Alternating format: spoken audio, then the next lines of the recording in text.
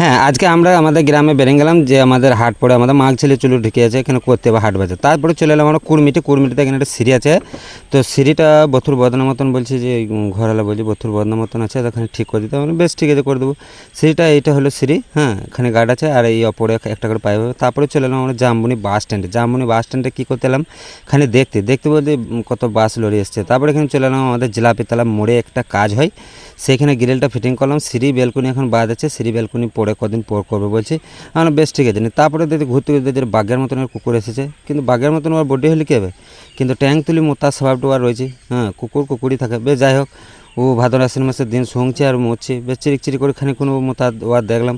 দেখার পর এদিকে চলে এলাম আমরা একবারে ইতে, আবার চলে এলাম আমরা কুড়মিটিতে সিঁড়িটা লাগানোর পর আর এই বথুর হ্যান্ডেলে তোমরা বুঝতে পারছো কীরকম করে লাগিয়েছি।